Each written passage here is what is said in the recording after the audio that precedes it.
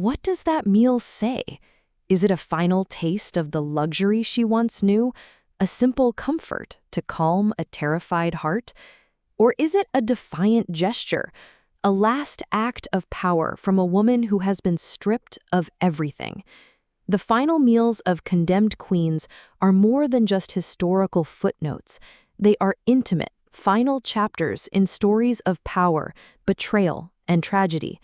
And often what history has recorded, or chosen to forget about these meals, tells us more than any official decree.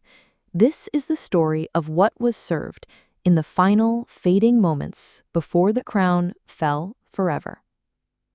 Our journey begins in the grim, unforgiving walls of the Tower of London. The year is 1536. A woman who had once captivated a king and changed the course of a nation now waits for the executioner. Her name is Anne Boleyn. Just a few years earlier, she was the center of the universe. King Henry VIII had broken with the Roman Catholic Church, defied the Pope, and cast aside his first wife of 2 decades, all for her. She had promised him a son, an heir, and for that he had given her a crown. But the crown was heavy, and the king's love was a fickle, dangerous thing. She gave him a daughter, Elizabeth, but the promised son never came. Her enemies at court, and there were many, saw their chance. Whispers turned to accusations. Accusations of adultery, incest, and treason. The charges were outrageous, almost certainly fabricated, but they served their purpose. The king, now enchanted by another lady-in-waiting, Jane Seymour, wanted Anne gone. A swift, brutal trial sealed her fate. So here she was, in the final hours of her life, the great Queen of England reduced to a prisoner. The morning of May 19th dawned. She was to be executed not with a common axe, but with a fine sword, a small mercy granted by the king, supposedly to ensure a cleaner end. It was a bizarre, almost theatrical gesture of respect for the woman he was about to kill. But what of her last meal? History often focuses on the grand drama, the trial, the final speech, the swing of the blade. It tends to gloss over the quiet, human moments in between.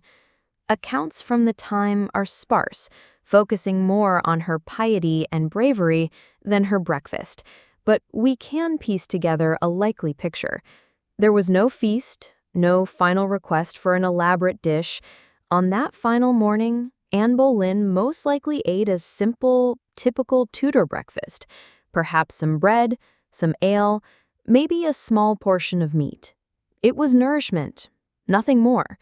But true significance isn't what she ate, but how she approached that final morning. Reports from the Constable of the Tower, Sir William Kingston, paint a picture of a woman who was eerily calm, almost cheerful. She joked with her ladies, and even with the constable himself.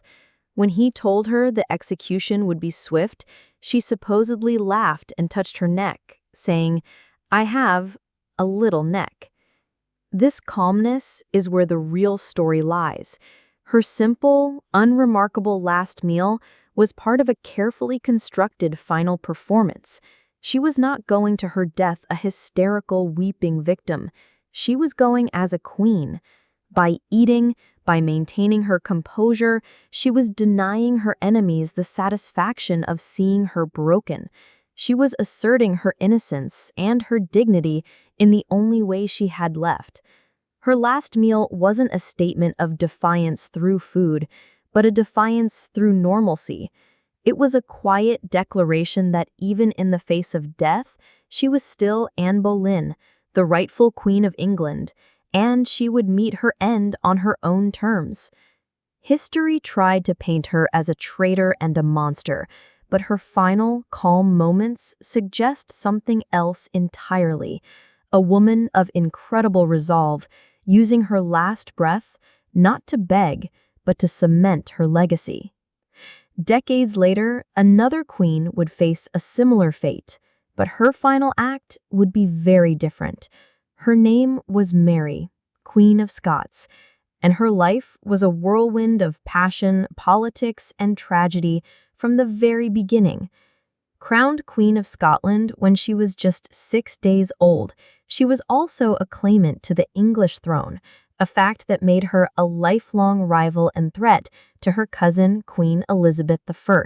After a tumultuous reign in Scotland, she was forced to abdicate and fled to England, seeking her cousin's protection. Instead, she found a gilded cage. For nearly 19 years, Elizabeth held Mary captive, moving her from castle to castle. Mary was a constant focal point for Catholic plots to overthrow Elizabeth, and eventually a final plot sealed her doom. Elizabeth, reluctantly or not, signed the death warrant. On the evening of February 7, 1587, at Fotheringhay Castle, Mary was told that she would be executed the following morning. Her reaction was not one of fear, but of regal indignation. How dare they execute a sovereign queen? But as the shock subsided, she, like Anne Boleyn before her, began to prepare for her final performance. And this is where her story diverges dramatically. Unlike Anne's simple breakfast, Mary's last meal was a deliberate, final act of queenship. She requested a supper to be served in her chambers, and she invited her small, devoted household to join her. The meal itself was described as being of a kind of joy and greatness. Sources say she was served a few simple dishes and a little wine. As she ate, she didn't weep or mourn. Instead, she comforted her tearful servants. She raised a cup of wine and drank to them, asking them to drink to her in return. She went around the table speaking to each of them, giving away her possessions, her clothes, her jewelry, her money, as final mementos.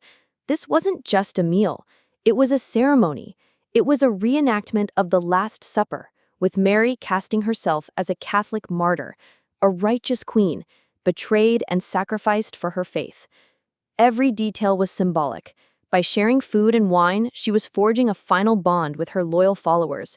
By distributing her earthly goods, she was showing that her mind was on the next life, on her spiritual legacy. She was using her Last Supper to write the final chapter of her story, herself. Her enemies wanted to execute a traitor, but at that table, surrounded by her grieving household, she was not a prisoner. She was a queen, holding court one last time. The next morning, she walked to the execution block not in somber black, but in a dramatic, symbolic outfit. Underneath a dark gown, she wore a chemise of crimson red, the liturgical color of Catholic martyrdom. When the executioner's axe fell, it was not just a woman who died, but a carefully crafted symbol. History tried to hide her power by imprisoning her for 2 decades, but in her final hours, with a simple meal and a glass of wine, Mary, Queen of Scots, proved that true royalty could never be contained by stone walls. Let's travel forward in time to a world of revolution, rage, and radical change. To late 18th century France, where the gilded cages of royalty were about to be smashed forever.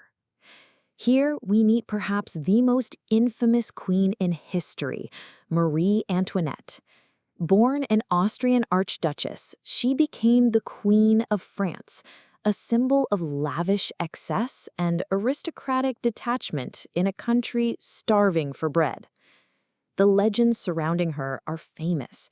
The story that she, upon hearing the people had no bread, callously declared, "Let them eat cake," has echoed through the centuries. It's a brilliant piece of propaganda, perfectly encapsulating the image of a queen so out of touch she couldn't even comprehend her people's suffering. The only problem? She almost certainly never said it. The phrase appeared in writings before she was even queen, but it stuck to her, a label that helped fuel the revolutionary fire that would consume her. After the French Revolution erupted, the royal family was imprisoned. Her husband, King Louis XVI, was executed. 9 months later, it was her turn. Her final days were a brutal, shocking contrast to the splendor she had once known. She was held in the conciergerie, a place grimly known as Death's antechamber. Her cell was dark, damp, and constantly guarded. She was no longer Your Majesty, but the widow Capet, stripped of her titles, her dignity, and her children. On the morning of her execution, October 16th, 1793, she was offered a final meal. What grand dish did the former Queen of Versailles request? Nothing. The historical accounts are stark. Her jailer, a man named Rosalie Lamorière, offered her a simple bowl of soup, a chicken broth. Marie Antoinette refused it. She couldn't eat. Perhaps her stomach was twisted in knots by fear and anxiety. Or perhaps it was one last tiny act of control. She had been force-fed a revolution, a trial, and a death sentence. She would not be forced to eat. Eventually, she did accept something. Not the soup, but a cup of chocolate or a glass of water. It's a small, poignant detail. Chocolate was a luxury of the aristocracy, a faint echo of the life that had been stolen from her. Was this a moment of weakness, a grasp for one last familiar comfort? Or was it something else? By accepting the chocolate but refusing the common prison soup, was she subtly reminding them of who she was, even in rags? We'll never know for sure. What we do know is that she was then paraded through the streets of Paris in an open cart, not a closed carriage like her husband. The crowds jeered and spat at her. She faced them with a cold, blank expression, her composure unwavering. History tried to hide the human woman behind the caricature of the cake queen, but in her refusal of a simple meal and her quiet acceptance of a cup of chocolate, we see not a monster, but a broken, terrified, yet profoundly dignified woman. Her last meal wasn't about defiance or ceremony. It was about the crushing weight of sorrow and the simple human need for a single drop of comfort in an ocean of cruelty. Not all queens who faced the block were seasoned rulers who had known decades of power. Some were little more than girls, thrust into the heart of a dangerous court and destroyed by it before they ever had a chance to truly live. Such was the tragic fate of Catherine Howard, the fifth wife of King Henry VIII. When Henry married her, he was nearly 50, a bloated, ailing tyrant with a festering leg wound. Catherine was a teenager, perhaps no older than 17. She was described as vivacious, pretty, and full of life, a rose without a thorn, the aging king called her. For a brief, shining moment, she brought joy back into Henry's life. He showered her with gifts and seemed genuinely infatuated with his young bride. But Catherine had a past. Before she was queen, she had been involved with other men, and once at court, surrounded by ambitious, handsome courtiers, she made a fatal mistake. She began a reckless affair with one of the king's gentlemen of the Privy Chamber, Thomas Culpeper. It was an incredible act of foolishness, a teenage mistake with catastrophic consequences. When the affair was discovered, the king's adoration turned to furious, wounded rage. The rose without a thorn was now a traitor. Her downfall was swift and merciless. She was arrested, interrogated, and condemned to death without a trial. She spent her final days in Sion Abbey, a prisoner overwhelmed by terror. Unlike the composed Anne Boleyn or the defiant Mary, Queen of Scots, Catherine was reportedly hysterical with fear. She was just a girl, and she was terrified of dying. On the night before her execution, she made a strange and heartbreaking request. She asked for the executioner's block to be brought to her room. And there, in the lonely darkness, she spent hours practicing, laying her head on the cold, hard wood, rehearsing the moment of her own death. She was trying to conquer her fear, to learn how to die with some semblance of the dignity expected of a queen. The next morning, February 13th, 1542, she was taken by barge to the Tower of London. What she ate for her last meal is not specifically recorded. It would have been a standard breakfast for a high-status prisoner, but knowing her state of mind, it's hard to imagine she had any appetite. The food would have been tasteless. the act of eating a meaningless motion in the face of overwhelming dread. The real story of her final moments lies not on a plate, but in that desperate nocturnal rehearsal. Her final meal was one of courage, which she had to force-feed herself in the terrifying hours before the dawn. When she finally stood on the scaffold, eyewitnesses said she seemed weak and frightened, but she spoke her final words clearly. She confessed her sins and asked for prayers for the king. She was no great political martyr or defiant queen. She was a scared child who had been chewed up and spit out by the brutal Tudor court. History has often tried to hide the true nature of Catherine's story, painting her either as a promiscuous sinner who got what she deserved, or glossing over her as a minor footnote queen. But the image of a teenage girl, alone in her room, practicing how to die, reveals the heartbreaking truth. Her last meal wasn't food, but a desperate attempt to find the strength to face an end she should never have met. It's a chilling reminder that behind the crowns and titles, these were real people, sometimes just children, caught in a game where the price of losing was everything. From Anne Boleyn's quiet dignity to Mary's defiant ceremony, from Marie Antoinette's sorrowful refusal to Catherine Howard's terrified acceptance, the last meals of these queens tell a profound story. They revealed that in the final moments, when all the power, jewels, and palaces are gone, what remains is purely human, a need for comfort, a desire for dignity, a final, silent message to the world that would remember them. History is often written by the victors, who try to shape the narratives of those they've defeated. They can hide the truth in biased chronicles and malicious rumors, but they can't always hide the small, intimate details.